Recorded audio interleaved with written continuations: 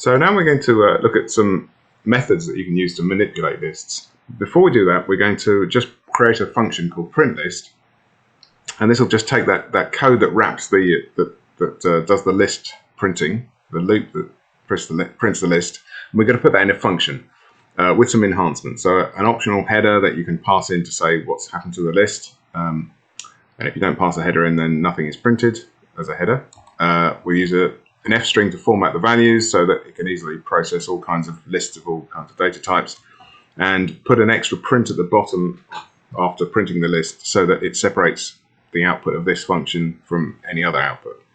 Okay, so the function just looks like this. So you can see we've defined a function called printlist. We pass in this list called items, and we've also allowed the user to pass in a header, which by default will be set to none. So if they don't pass in a header, if they just pass in the list, then the header is set to none.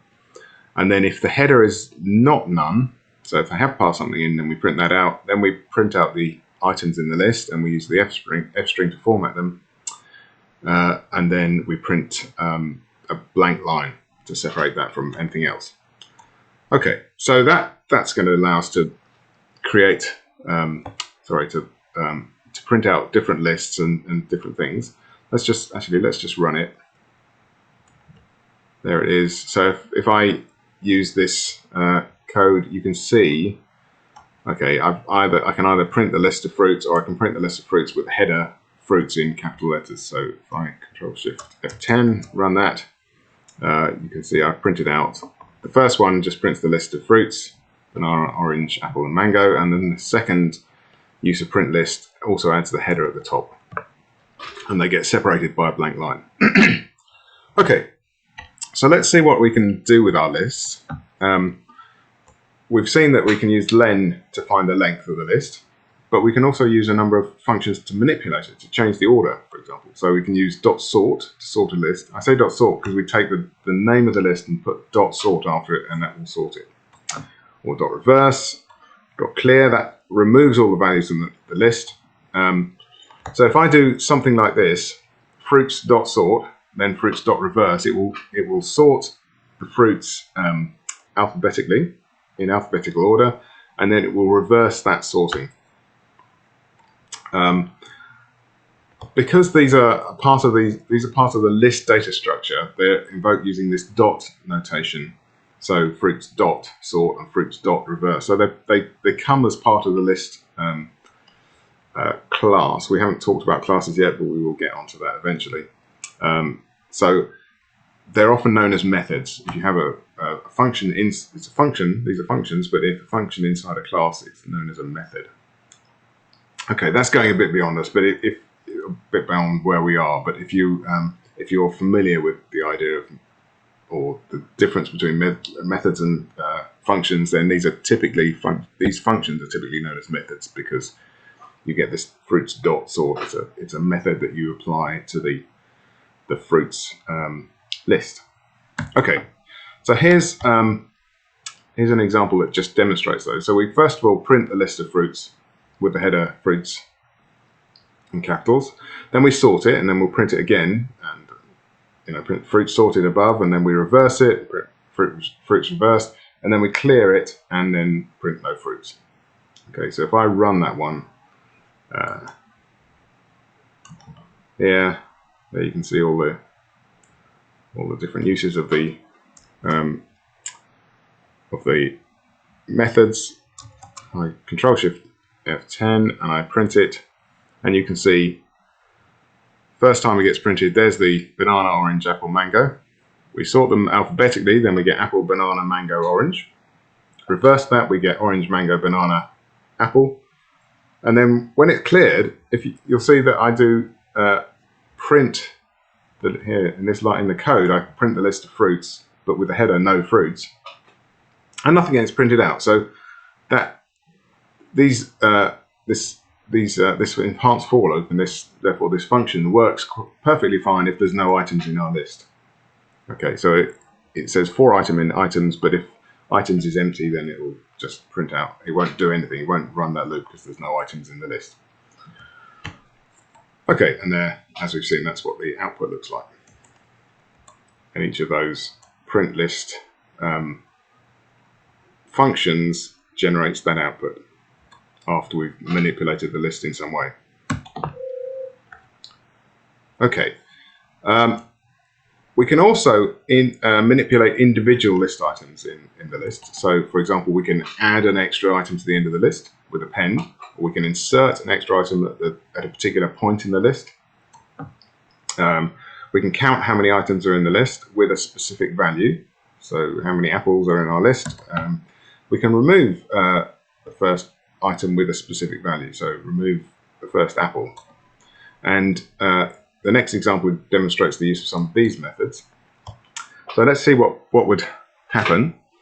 Well, let's imagine what would happen from this code. So we print the list of fruits: apple, orange, banana, mango. I can't remember the order. Okay, and then we add another banana on the end. So we've got banana on the end. So now we print it again, and this line here will. Okay, the header is fruits with an extra banana. We'll get 2 bananas. Then we ask the user, what is your favorite fruit? Okay, and they reply with something. We don't know what that is at the time we write this code, but when they reply with it, that gets stored into a variable called favorite, and we insert that at the beginning of the list, so at position 0. So all the other items in the list move down 1. Okay, and then we print the list of fruits, favorite first. And then we can do something like this. We can check how many times the word or how many times the item banana occurs in the list. So notice this is an F string. So the list contains, and then this fruits.count banana counts the number of instances of banana in the list, which we'd expect there'd be 2 unless the users had said that their favorite fruit is a banana, in which case there would be 3.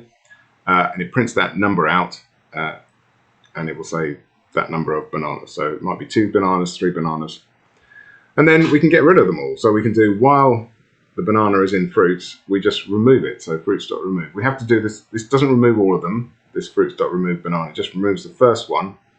So this while loop will repeatedly check whether there's a banana in the list of fruits, and if there is, it will remove it. And then we can finally print out how many bananas there are in the list. So let's run that. Here's the code. Notice, by the way, the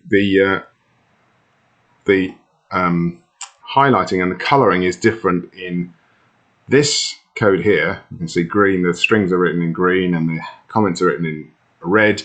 Whereas, because this has been done in idle, whereas in PyCharm, the strings are written in a sort of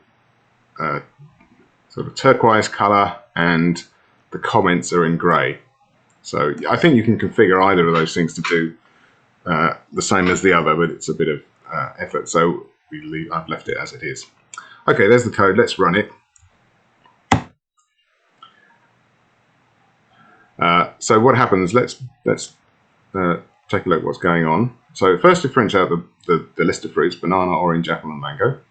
Then it adds a banana on the end. Okay, so we've got 2 bananas in the list. And then it says, what is your favorite fruit? I'm going to say lime. Okay, and then it goes on to continue the code. Now it puts my favorite fruit at the beginning, because we've used this fruit.insert at 0. So we can insert it at any position. Insert at 0, and then it prints out the list again. Then it says how many bananas are in the list. In this case, there are 2.